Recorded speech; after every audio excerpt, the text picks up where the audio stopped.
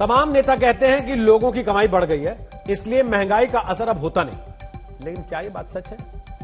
जन कवि कहे जाने वाले धूमिल ने कहा था, लोहे का स्वाद लोहार से मत पूछो, उस घोड़े से पूछो जिसके मुंह में लगाम है। इसलिए आज महंगाई का स्वाद हम उन लोगों से पूछ कर आए हैं जिन्हें महंगाई ने सीधे धुएं में ढकेल दिया। नमस्कार, मैं हूं रोहित सरदाना, आपका स्वागत करता हूं। रात के 10 बज रहे हैं और आज तक पर आप दस्तक देख रहे हैं। आज की पहली दस्तक होगी उस उज्ज्वला योजना से जुड़ी हुई जो देश की ग्रामीण महिलाओं के लिए बहुत जरूरी है, जिसमें सरकार ने 8 करोड़ से ज्यादा एलपीजी कनेक्शन गरीब महिलाओं को बांट दिए। लेकिन सवाल यह है कि जब महंगाई से उज्ज्वला योजना का चूल्हा हुआ उदास, एलपीजी सिलेंडर दोबारा भराने का पैसा कितनों के पास? और दूसरी दस्तक आज खुद देकर पूछेगा, क्या एनकाउंटर से अपराध को रोका जा सकता? क्या एनकाउंटर ही कानून व्यवस्था को बचाए रखने का आखिरी रास्ता है? शुरू करते हैं आज की दस्तक। एक बहुत अच्छी योजना की गैस महंगाई कैसे निकाल देती है, इसकी जमीनी हकीकत आज तक के संवाददाता आज आपको दिखाने जा रहे हैं। इस योजना का नाम है उज्ज्वला योजना। गरीब महिलाओं को लकड़ी, कंडे, उपले के धुएं में खाना बनाने से बचाकर सेहत का एलपीजी कनेक्शन देने वाली योजना। लेकिन जब महंगाई ने एलपीजी सिलेंडरों के दाम बढ़ाए तो कैसे गरीबों के घरों में दोबारा चूल्हे के धुएं ने एंट्री कर ली, इसकी रिपोर्ट हमने तैयार की है।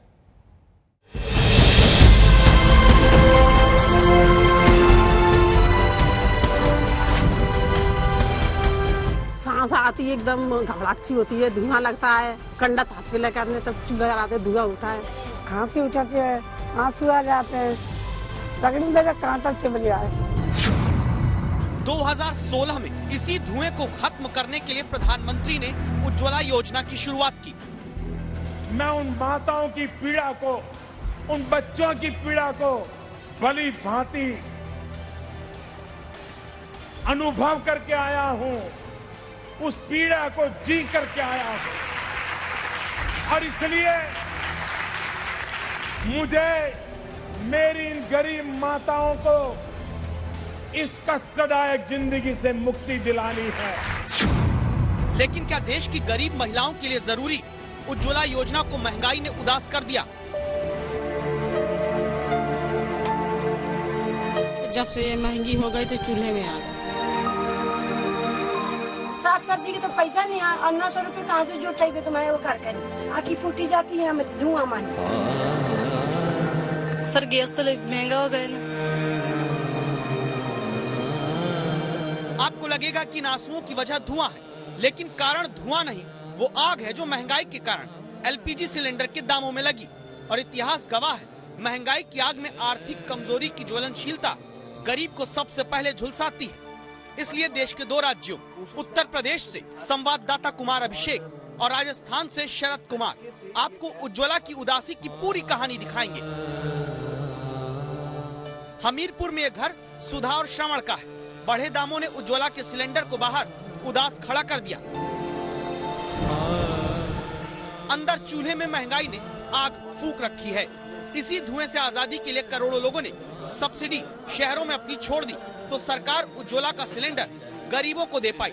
लेकिन क्या हुआ कि सुधा जैसे ग्रामीणों की जिंदगी दोबारा उसी धुएं के साए में चली गई। हम इस वक्त टेढ़ा गांव, जो कि हमीरपुर और बांदा का के सीमा पर बसा हुआ एक गांव है, और हम उस गांव में इस वक्त हैं।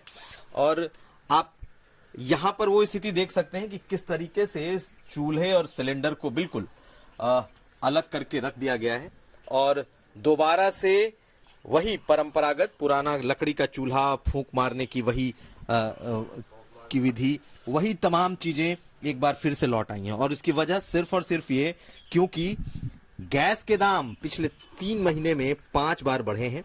जो मैं कह रहा हूँ वो सही कह रहा हूँ जी, क्योंकि यहाँ गैस बहुत महंगी हो गई। जो सरल था, अब यहाँ बहुत दिक्कत है रोटी बनाने में चूल्हे में। आप कैसे बनाती थी पहले? उसका इस्तेमाल करती थी गैस?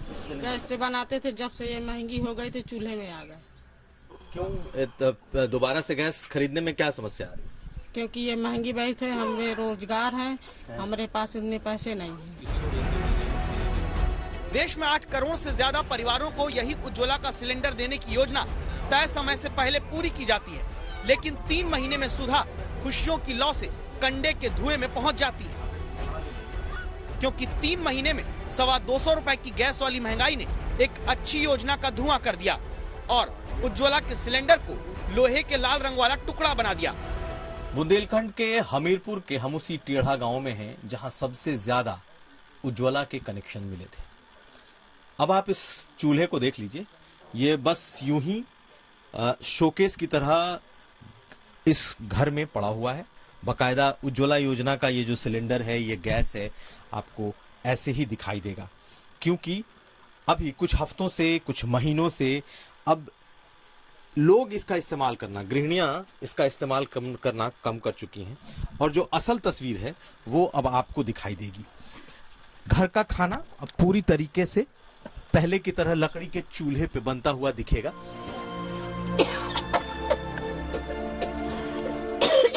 दलिया बनाती राममणि के घर क्या इतनी नहीं कि 800 रुपए पार हो चुके सिलेंडर को भराकर खाना पकाएं।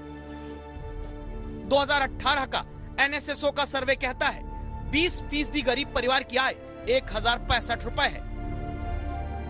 तो फैसला आप करिए, जब जेब में दाने नहीं होंगे तो सिलेंडर कहां से भराया जाएगा? पहले भरावते जब सस्ती रहा है, अब हम नहीं भरावते। 4-6 महीना हुई गए नहीं भरा हुआ है, जब से महंगाई हुई गई। तो फिर वापस इसी कंडे पे और लकड़ी पे बीन के लाई थे, मांग गए कहूँ से कंडा, ना हमारे चौआ गोर कुछ नहीं है। हार से बीन लावा थे लकड़ी, कंडा तो बाल रहे हैं, बना रहे हैं। महंगाई और गरीबी, दो पाटन के बीच में साबुत बचा न कोई, यही कह लीजिए। महंगाई की चक्की चली, उज्ज्वला उदास हुई क्योंकि धुआं फिर से घरों के भीतर उठने लगा। क्या करन, जब हम पैसे नहीं आते हम नहीं भरा पाते, धुआं लागत है आखिर में क्या करन, गरीब मड़ाई। बाहर धुआं है, अंदर महंगाई के कारण सिलेंडर का घुटता दम है। कुछ इस तरीके से ये गैस चूल्हा बिल्कुल अब रख दिया गया है और बुंदेलखंड का ये टेढ़ा गांव है और रिकॉर्ड में दर्ज है कि यहाँ इस जिले का सबसे ज्यादा गैस सिलेंडर यहाँ बांटे गए। लेकिन अब ये भंडार के घर में एक कोने में इस तरीके से पड़ा हुआ आपको दिखाई देगा। ये बात तो सच है कि 1 दिसंबर को 594 से शुरू हुआ गैस का खेल 1 जनवरी को 694 रुपए पहुंचा था, 1 मार्च को 819 रुपए। लेकिन समस्या सिर्फ इतनी नहीं, दावा ये भी कि 800 रुपए पार का सिलेंडर भराने के बाद जो सब्सिडी आनी चाहिए वो या तो मिल नहीं रही या फिर गिनती के कुछ रुपए आ रही है। जो सब्सिडी दी जाती थी वो भी उज्ज्वला योजना के तहत वो समाप्त है। किसी भी तरह की कोई सब्सिडी भी नहीं दी जा रही। ऐसी स्थिति में गरीब आदमी सिलेंडर खरीदने में असहाय है, मजबूर है। इसी कारण गीता देवी के घर भी सिलेंडर पीछे हो गया, कंडे पर धुएं के साथ चूल्हा आगे। आखिर महीने के 1000 रुपए से 5000 रुपए तक कमाने वाला गरीब आदमी अपनी कमाई का 20% से अधिक का खर्च कैसे सिर्फ सिलेंडर भराने में कर दे? कुमार अभिषेक, हमीरपुर, आज तक। ये एक ऐसी योजना है जिसमें हमेशा लक्ष्य को तय वक्त से पहले हासिल किया गया और इसके फायदे भी देखे गए। रिसर्च बताती है कि अस्थमा के 90% मरीज चूल्हे में लकड़ी कंडे के धुएं से ही प्रभावित रहते थे। बाद में एक सवाल के जवाब में खुद पेट्रोलियम मंत्री ने 2019 में बताया था कि उज्ज्वला योजना लागू होने के बाद छाती की बीमारी के मामलों में 20% तक की कमी आई। एक रिपोर्ट के आधार पर यह भी बताया गया कि सांस संबंधी 25% बीमारियों में कमी तब आई जब उज्ज्वला योजना के सिलेंडर करोड़ों महिलाओं तक पहुंचा दिए गए। लेकिन जिस योजना से इतना लाभ जनता को पहुंचा, महंगाई ने उसको चोट पहुंचाना शुरू कर दिया। इन दोनों रिपोर्ट को आपको दिखाने के बाद अब आज की दस्तक यह है कि प्रधानमंत्री उज्ज्वला योजना ग्रामीण महिलाओं को जानलेवा धुएं से बचाने की एक बेहद जरूरी स्कीम है। लेकिन गरीब ग्रामीण उज्ज्वला योजना के सिलेंडर का इस्तेमाल भी कर सकें, इसलिए महंगाई पर लगाम लगाना जरूरी है। महंगाई गर्मी में कम होगी, इस दलील के साथ महिलाओं को जानलेवा धुएं के बीच नहीं छोड़ा जा सकता। इसलिए यह दूसरी रिपोर्ट भी आप देखिए और दस्तक दीजिए। एक गरीब मां जब लकड़ी के चूल्हे से खाना पकाती है तो वैज्ञानिकों का कहना है एक दिवस में उसके शरीर में 400 सिगारेट का धुआं चला जाता है। 400 सिगारेट का। जिस चिंता के कारण प्रधानमंत्री ने देश की महिलाओं के लिए उज्ज्वला योजना शुरू की, दावा है उसका फायदा पाने वाले दोबारा महंगाई के कारण धुएं के जाल में फंस गए। मनीषा के घर वालों की सुबह फिर से चूल्हे में लकड़ी झोंकते हुए होने लगी। सुबह की चाय के लिए भी उज्ज्वला के सिलेंडर का सहारा लेने की जगह फेफड़े गला देने वाले धुएं को अपनाना पड़ता है। भाभी चूल्हे की तैयारी करती हैं, आगे इस पर काम का जिम्मा घर की बेटी मनीषा उठाती है। महंगाई ने दिक्कत का दूसरा नाम धुएं वाला चूल्हा बना दिया। हाँ सर, दिक्कत होती है, धुआं और खीरा साथ जल जाते हैं, ऐसे रोटी बनाने में बहुत दिक्कत होती है। गैस सिलेंडर में क्यों नहीं बनाते हो? सर गैस तो महंगा हो गया ना, इतने पैसे में तो हमारे घर का खर्चा निकल जाता है। सरकार ने 2019 और 20 में ये तो बताया था कि उज्ज्वला योजना में औसत 3 सिलेंडर दोबारा रिफिल कराए गए, लेकिन अब चूल्हे का धुआं ज्यादा है। महंगाई की बोरी में उज्ज्वला का बर्नर बंद किया जा चुका है। रसोई गैस का सिलेंडर इतना महंगा हो गया है कि चूल्हे की रोशनी उज्ज्वला बिखेर रही है। इस तरह से जो गरीब परिवार होता है, गरीब परिवार के साथ समस्या है कि परिवार बड़ा होता है, खर्च भी ज्यादा होता है, खाना भी ज्यादा बनता है। ऐसे में इनका कहना है कि जितना खर्च हम गैस सिलेंडर पर करेंगे वो पैसे बचाकर हम राशन खरीद लेंगे। और यह सोच जो है अमूमन सभी गरीब परिवारों को हो गई है, क्योंकि 800 से ऊपर गैस सिलेंडर का दाम चला गया है। उसके बाद शायद ही कोई जा रहा है गैस सिलेंडर को भरवाने के लिए। राजस्थान के दूर दराज के गांवों में जाने की जरूरत नहीं। राजधानी के पास के ही ग्रामीण इलाकों की हालत ये है कि ज्यादातर घरों में उज्ज्वला के सिलेंडर भीतर शोपीस बनकर रह गए और ग्रामीण महिलाएं जो सिलेंडर से गैस चट जलाकर सेहतमंद माहौल में खाना पकाती थी, उन्हें फिर से लकड़ियों, कंडों और उपलों को जलाकर खाना बनाना पड़ता है। सायरा उनमें से एक है। सिलेंडर इनके पास भी है, लेकिन जब दिसंबर में 2 बार, जनवरी में 1 बार, फरवरी में 3 बार और मार्च में 4 दिन में 1 बार दाम सिलेंडर के बढ़ गए, तो ग्रामीण आदमी के लिए उज्ज्वला का सिलेंडर भराना ही महंगाई का जलजला बन गया। सरकार ने बहुत महंगा कर दिया है इसको, इसलिए मजबूरी में चूल्हे पे बनाना पड़ता है। पहले तो 300-400 रुपए में आता था, अब कम से कम 850 रुपए का कर दिया है, इसलिए मजबूरी में लकड़ियों से चूल्हे पे बनाना पड़ता है।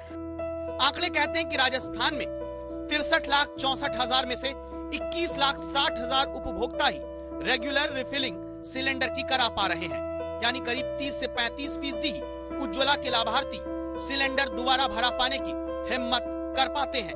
करीब अभी 40% ही ले पा रहे हैं और इससे ज्यादा नहीं ले पा रहे हैं। बीच में सरकार ने इनको 3 सिलेंडर निःशुल्क भी दिए थे, फ्री दिए थे पिछले साल, तो वो तो नवंबर तक एक्सटेंड करके किसी तरह इन लोगों ने ले लिया, लेकिन अब बस की बात नहीं है। वापस जंगल की ओर लोग बाग जा रहे हैं। अब सवाल उठता है, महंगाई बढ़ती रहेगी और सब्सिडी घटती रहेगी तो आम आदमी सिलेंडर कैसे भराएगा? सब्सिडी का सवाल पेट्रोलियम मंत्री से हमने पूछा।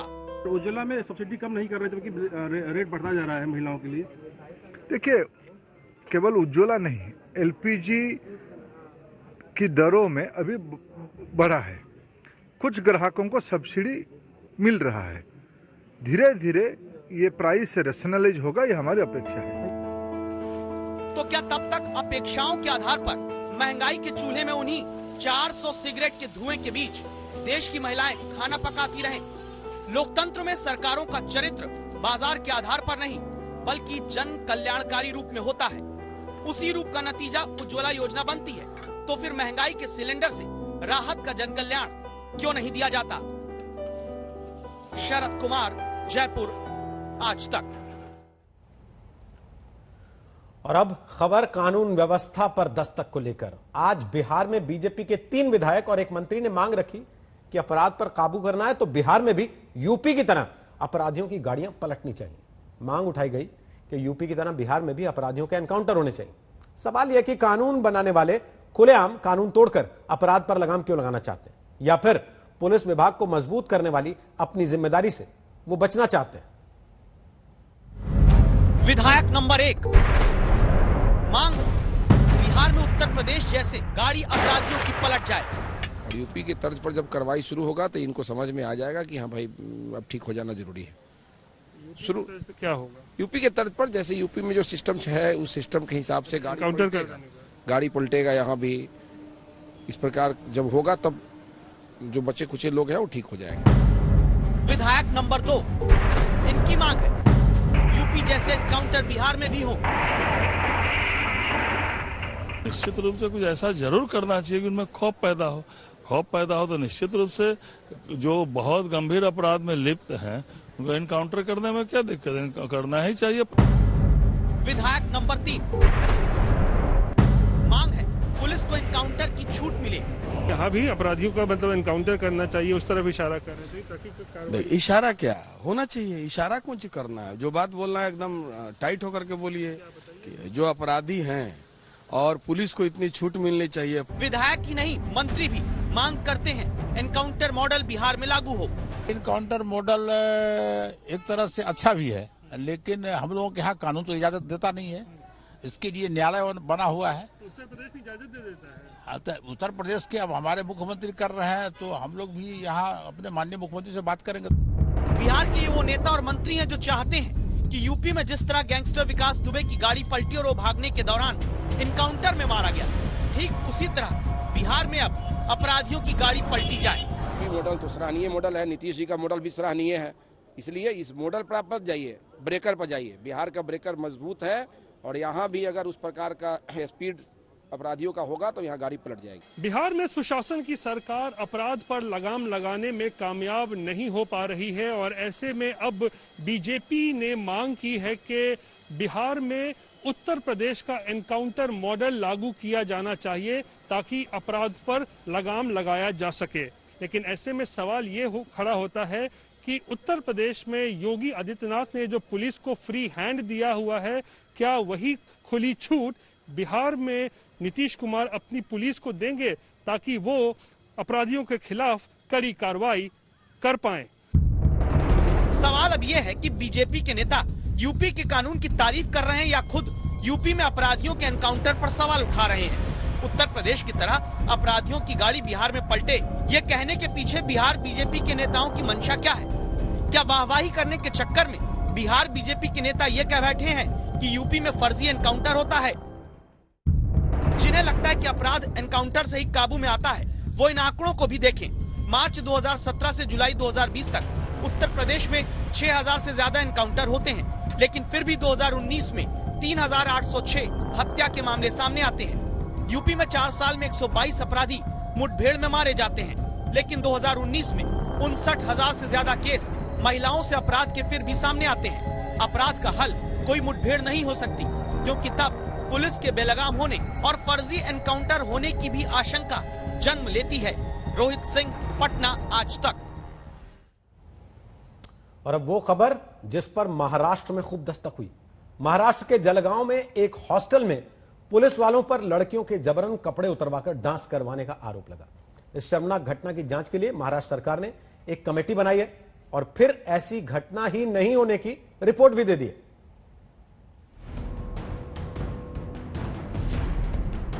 जिसने भी इस खबर को देखा और पढ़ा वो दंग रह गया, दिल दहल गया। पुलिस वालों की इस कथित शर्मनाक हरकत की देश भर में निंदा होने लगी। ये वही हॉस्टल है जहां पर लड़कियों के कपड़े उतरवाकर डांस करवाने का आरोप पुलिस वालों पर लगा। महाराष्ट्र सरकार ने इसकी जांच के लिए 6 अफसरों की कमेटी बनाई, जिसने ऐसी किसी भी घटना से इनकार किया है। 6 महिला अधिकारी, इनकी एक समिति का गठन किया गया था। ये 6 महिला अधिकारी का जो है उनका रिपोर्ट अभी जो सामने जो आया है, उन जो रिपोर्ट दिया है उसमें बताया कि इस प्रकार की घटना वहाँ पे घटी नहीं। महाराष्ट्र का महिला और बाल विकास विभाग इस तरह के हॉस्टल चलाता है जहां पर महिलाओं और लड़कियों को शरण दी जाती है। इसलिए जब इस तरह की शर्मनाक वारदात का दावा हुआ तो महाराष्ट्र सरकार पर सवाल उठने लगे। बीजेपी ने विधानसभा में हंगामा किया, लेकिन जांच रिपोर्ट के बाद महाराष्ट्र सरकार कह रही है कि शिकायतकर्ता ही बीमार है। जो कंप्लेंट थी उसके बारे में मेंटल उसका बैलेंस बराबर नहीं था, इस प्रकार की भी बात जांच की रिपोर्ट में सामने आई है। जांच रिपोर्ट के बाद महाराष्ट्र सरकार राहत की सांस ले सकती है, लेकिन महाराष्ट्र के ही औरंगाबाद में जिस तरह से क्वारंटाइन सेंटर में डॉक्टर पर मरीज से छेड़खानी का आरोप लगा है, वो बताता है कि राज्य में महिलाओं की सुरक्षा पुख्ता करने को लेकर सरकार की तरफ से जोरदार दस्तक देने की जरूरत है। आज तक ब्यूरो। पश्चिम बंगाल का चुनाव ममता बनर्जी के लिए करो या मरो का चुनाव है। बीजेपी ने भी जीत के लिए एड़ी चोटी का जोर लगा दिया। एक एक वोट के लिए दोनों पार्टियां लड़ रही हैं। नौबत यह आ गई है कि बंगाली फिल्म इंडस्ट्री तक बढ़ चुकी है। टॉलीवुड के सितारे बीजेपी और तृणमूल कांग्रेस की टीमों का हिस्सा बन गए हैं। बंगाल का मुकाबला वर्ल्ड कप क्रिकेट के फाइनल जैसा हो गया, जिसमें फिल्मी सितारों से दोनों टीमें लैस हैं। ममता बनर्जी की टीम में सायंतिका बनर्जी, सायनी घोष, जून मालिया, नुसरत जहां और मिमी चक्रवर्ती शामिल हैं। ये ममता ही थी जिन्होंने पश्चिम बंगाल की राजनीति में सितारों की भागीदारी बढ़ाई, उन्हें टिकट दिया और राजनीतिक फायदा भी कमाया। ममता तीसरी बार मुख्यमंत्री बनने के लिए भी अपनी कामयाब रणनीति पर एक बार फिर दांव लगा रही है, लेकिन ममता को इस बार कड़ी टक्कर मिल रही है। बीजेपी ने भी टॉलीवुड में बड़ी सेंध लगा दी। चुनाव के पहले बीजेपी में यश दास गुप्ता, श्रावंती चटर्जी, कौशानी मुखर्जी, पायल सरकार और हिरेन चटर्जी शामिल हो चुके। वैसे ऐसा नहीं है कि दोनों पार्टियों में कोई सितारों की कमी थी, लेकिन फिर भी बीजेपी हो या तृणमूल, दोनों पार्टियों ने टॉलीवुड के ज्यादा से ज्यादा सितारों को अपना झंडा पकड़ाने की मुहिम छेड़ दी।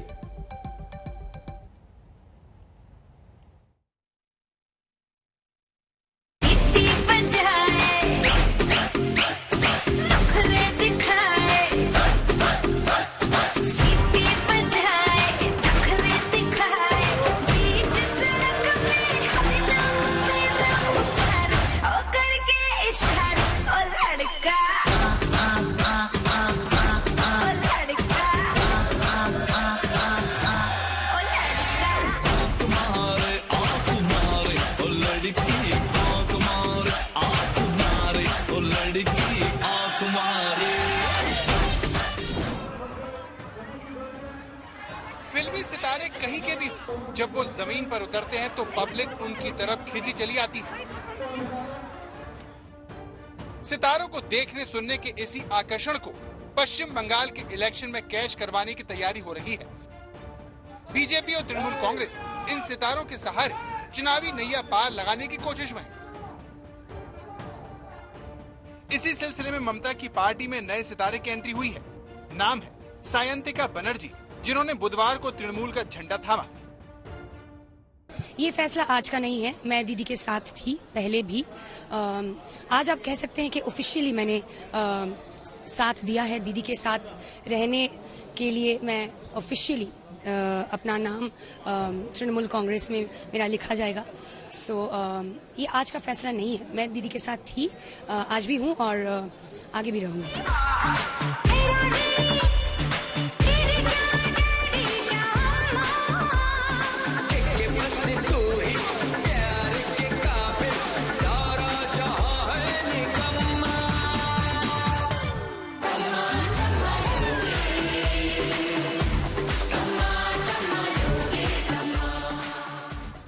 बनर्जी बंगाली फिल्मों की जानी पहचानी एक्ट्रेस है, जो अपनी अदाकारी से ज्यादा अपने डांस के लिए मशहूर है।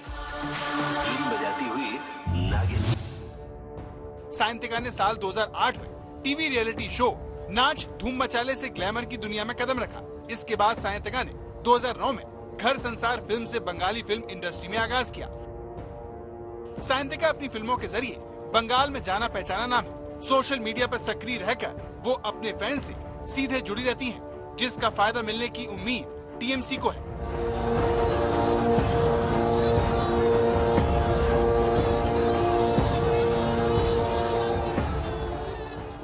चुनावी मौसम में बीजेपी की झोली भी सितारों से खाली नहीं है। टॉलीवुड से बीजेपी में आने वालों में अभिनेत्री श्रावंती चटर्जी का नाम सबसे ताजा है, जो बीजेपी में शामिल होने से पहले ममता बनर्जी के साथ प्रचार पर जाने के अलावा मंच भी शेयर कर चुकी है। लेकिन श्रावंती पीएम के विजन से प्रभावित होकर बीजेपी की टीम का हिस्सा है। मुझे लगता है कि 10 सालों में जो विकास नहीं हुआ, तो अभी हम लोग सब मिलके, पूरा भारतीय जनता पार्टी सब कोई मिलके ये बंगाल को सोनार बांग्ला बनाएंगे। उनका विजन, उनका जो मोदी जी का जो स्पीच मुझे बहुत प्रभावित करते हैं। मैं देखती हूँ, बहुत फॉलो करती हूँ उनको।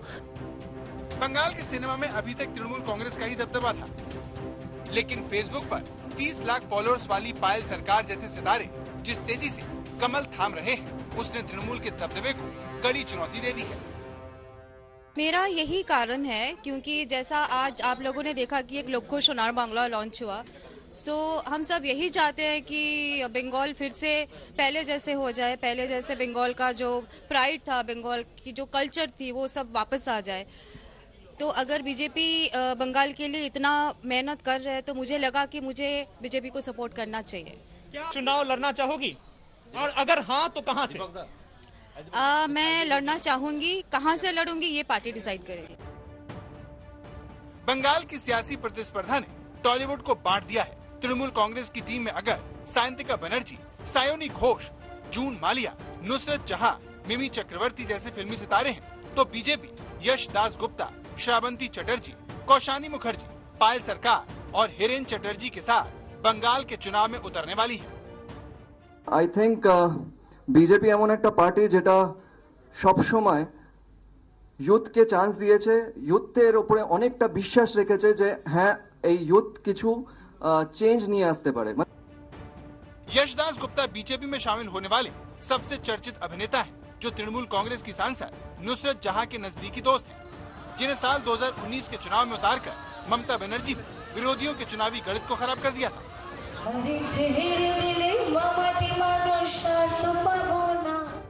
लोहे को लोहे से काटने की तर्ज पर ममता ने पूर्व अभिनेत्री मुनमुन सेन को आसनसोल में केंद्रीय मंत्री बाबुल सुप्रियो के मुकाबले खड़ा कर उनकी राह मुश्किल कर दी थी। यानी पश्चिम बंगाल के चुनाव में सितारों का चुनाव लड़ना आम बात है। इस बार के विधानसभा चुनाव में खास बात यह है कि बीजेपी इस फॉर्मूले को जमकर आजमा रही है।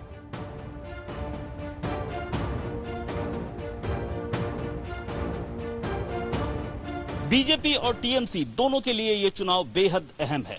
बहुत कुछ दांव पर लगा हुआ है और एक एक वोट बेहद कीमती है। और वैसे भी पॉलिटिकल एक्सपर्ट्स का मानना है कि जब कोई सितारा किसी पॉलिटिकल पार्टी को ज्वाइन करता है तो उसके प्रशंसक के मन पर कहीं न कहीं गहरा असर डालता है। मशहूर शख्सियत की ज्वाइनिंग किसी भी पार्टी की हो, वोटर के मन पर पार्टी के प्रति लोकप्रियता और मजबूती को बढ़ाने में मददगार साबित होती है। पहला नशा, पहला नया प्यार है, नया इंतजार। लेकिन क्या बंगाल का वोटर सिर्फ यही देखकर वोट डालेगा? ये कहना जल्दबाजी होगी। ऐसे में सितारों को जमा करने का किसे कितना फायदा होगा, इसके लिए सभी को 2 मई तक का इंतजार करना होगा। कोलकाता से अनुपम मिश्रा के साथ आज तक ब्यूरो। लेकिन जिन सितारों को शामिल करने की इतनी होड़ मची है, वो एक जनता के प्रतिनिधि के तौर पर काम कैसा करते हैं? क्योंकि जो जनता सितारे की लोकप्रियता को देखकर उन्हें चुनती है, कई बार ऐसा देखने में आया कि वो सितारे उनकी आवाज तक उठाना गवारा नहीं करते। इसमें पहला नंबर दीपक अधिकारी का है, जो बंगाली सिनेमा में देव के नाम से मशहूर है। 2014 में ममता ने उन्हें लोकसभा का टिकट दिया और वो जीत भी गए। लेकिन 16वीं लोकसभा के कार्यकाल में उन्होंने सिर्फ 2 डिबेट में हिस्सा लिया और सदन में उनकी हाजिरी रही महज 11%। फिर भी देव 2019 में दोबारा संसद पहुंच गए। दिसंबर 2016 में मिथुन चक्रवर्ती ने स्वास्थ्य कारणों से राज्यसभा की सदस्यता से इस्तीफा दे दिया। वो तृणमूल कांग्रेस के सांसद थे। मिथुन चक्रवर्ती सिर्फ 3 दिन संसद गए, ना उन्होंने एक भी सवाल पूछा और ना ही वो किसी बहस में शामिल हुए। इसके बावजूद कहा जा रहा है कि मिथुन चक्रवर्ती पर बीजेपी डोरे डाल रही है, उनसे करीबी दिखाने में लगी। सवाल है क्यों?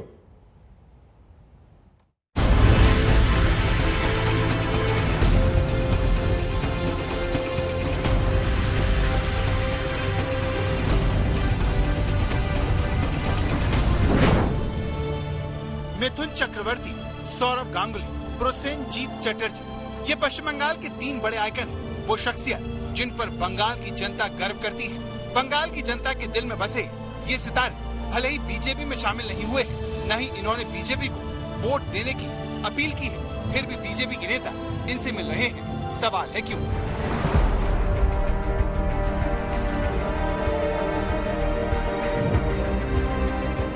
बंगाल में स्टार पावर को समझने के लिए आपको साल 2007 में चलना होगा।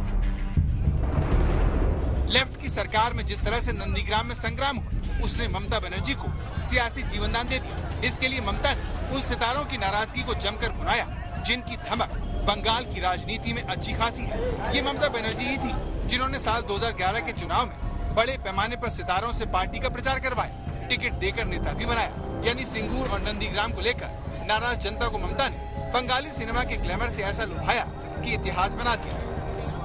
बीजेपी ये बात जानती है, इसीलिए अब उसने ममता को उन्हीं के खेल में मात देने की ठान ली है और बहुत सोच समझकर आगे बढ़ रही है। 23 जनवरी को सुभाष चंद्र बोस की 125वीं जयंती के जिस कार्यक्रम में ममता बनर्जी पीएम के सामने नाराज हो गई थी, इस कार्यक्रम में बंगाली सिनेमा के अमिताभ बच्चन की अहमियत रखने वाले एक्टर प्रसेनजीत चटर्जी भी शामिल थे, जिनके साथ प्रधानमंत्री की तस्वीर काफी वायरल हुई थी। प्रसेनजीत फिल्मों के जरिए बंगाल के घर घर में पहचाने जाते हैं। वो फिल्मों में नेताजी का किरदार भी निभा चुके हैं। लेकिन एक छोटी सी समस्या है सुभाष, कांग्रेस हाईकमांड तुम्हारे रवैये से खुश नहीं है। If you still stick to your decision of not supporting the British during the war, we will have to take some very hard decisions, whereby I will be forced to resign. BJP भी नेहरू और बोस के इसी कथित मतभेद को भुनाना चाहती है। इस मकसद को पूरा करने के लिए प्रसेनजीत चटर्जी काफी अहम साबित हो सकते हैं। इसीलिए उनसे बीजेपी नेता अक्सर मिलने का कोई न कोई बहाना खोज लेते हैं। इस तस्वीर में पश्चिम बंगाल बीजेपी के नेता प्रसेनजीत चटर्जी को अमित शाह पर लिखी गई किताब देकर अपने वोटरों को संकेत दे रहे हैं। ऐसी कोशिशों के तहत मोहन भागवत ने मिथुन चक्रवर्ती से मुलाकात की। मिथुन चक्रवर्ती तृणमूल कांग्रेस के राज्यसभा सांसद रह चुके हैं, लेकिन पिछले साल वो नागपुर में आरएसएस के मुख्यालय गए और पिछले महीने उन्होंने मोहन भागवत को मुंबई में अपने घर बुला लिया। पश्चिम बंगाल में अभी चुनाव है, तो ऐसे में बहुत सी अटकलें लगाई जा रही है कि मिथुन था वहाँ पे। अब लगाते रहो, लेकिन अभी इस वक्त कुछ नहीं है। वहाँ पे सीएम उम्मीदवार भी हो सकते हैं, ऐसा भी कहा जा रहा है। अच्छा, नमस्कार। सौरव गांगुली पर भी बीजेपी की नजर है। वो बीसीसीआई के अध्यक्ष हैं फिलहाल, और पिछले दिनों जब उन्हें स्ट्रोक हुआ तो गृह मंत्री से लेकर प्रधानमंत्री ने फोन करके उनका हालचाल पूछा। हालांकि सौरव गांगुली बहुत समझदारी से खुद को बीजेपी से दूर रखने में कामयाब हो गए, लेकिन जानकार मानते हैं कि इससे राज्य में इन सितारों के बीजेपी से जुड़े रहने की धारणा मजबूत हुई है। फिलहाल बीजेपी इसे ही बड़ी उपलब्धि मान रही है।